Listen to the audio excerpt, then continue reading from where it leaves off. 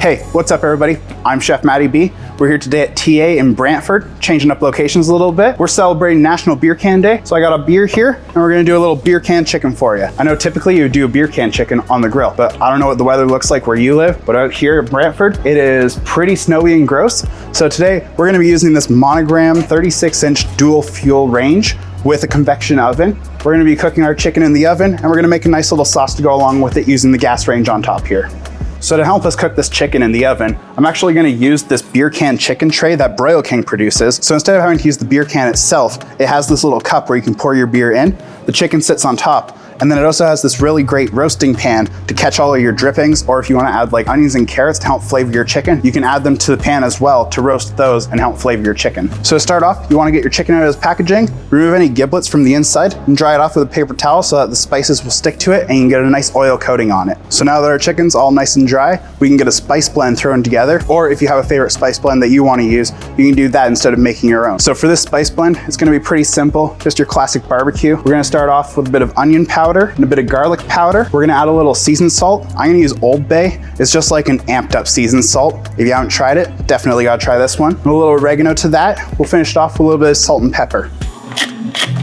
So now you have all your spices combined in a bowl. You're gonna wanna mix those up so they're all evenly dispersed. Then you wanna grab your bottle of oil, drizzle it all over your chicken to make sure that it's nicely oiled and the spices will stick. Then you can sprinkle your spices all over your chicken and rub them in to make sure that they get into all the nooks and crannies and really embed into the skin.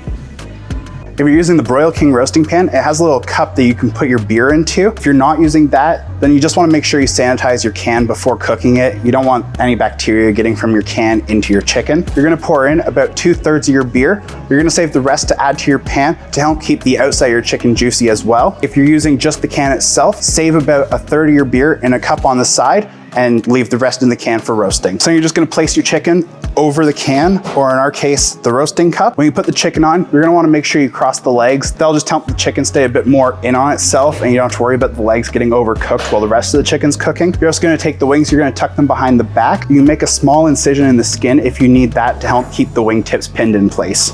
While handling the chicken and getting it onto the roasting cup, we did lose a bit of that spice from the outside. This is where that extra spice blend's gonna help a lot. I'm gonna add that to the chicken. I'm also gonna add a little bit more beer to the bottom of the tray. Again, that's just gonna help keep the chicken nice and juicy while it roasts. And then into our 350-degree oven for about 45 minutes. Now it's time to take a peek at this chicken, see how it's going. Got a probe thermometer here. We're looking for the thickest part of the thigh to read 180. That's when you know your chicken's cooked and ready to eat. That is looking amazing. Look at the crust on that. And right into the thigh, you can see we're at 183, 184. So that's perfect to go right there. So now our chicken's looking amazing. We wanna get it off of the pan, off of the beer can, and get it resting on a cutting board.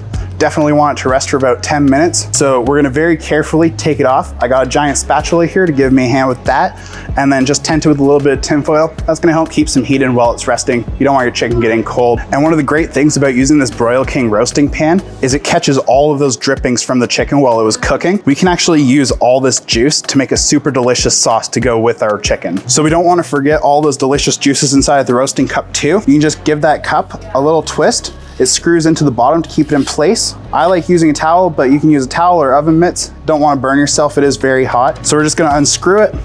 And for ease of transportation, I'm just gonna pour all that juice straight into the roasting pan. That's gonna make it easier to pour into a pot so we can get it onto the stove, start reducing and getting it into a delicious sauce. If you don't have as much liquid left, you can add a little bit of water to bring it up to about 2 cups of liquid. That's gonna give you a nice amount of sauce for your chicken. I'm also gonna add a little bit of chicken bouillon to this just to increase that chicken flavor, give us a really delicious, rich sauce. And we can get that over high heat to bring it to a boil. So we'll do that spoon test, and you see it coats the back of the spoon a lot nicer. If I drag my finger through it, it doesn't instantly fill in that cavity. So that's how you know your sauce is the perfect consistency. Taste is also on point. So let's get into it.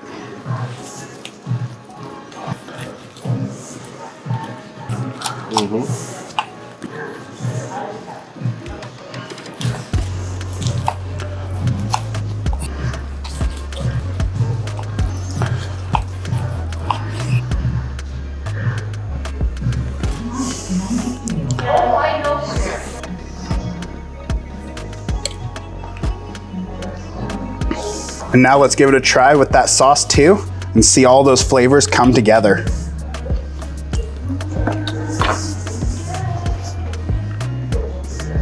Yeah, that chicken was juicy enough on its own, but that sauce really takes it to the next level. So give this recipe a try. Thanks for joining us today, and happy National Beer Can Day.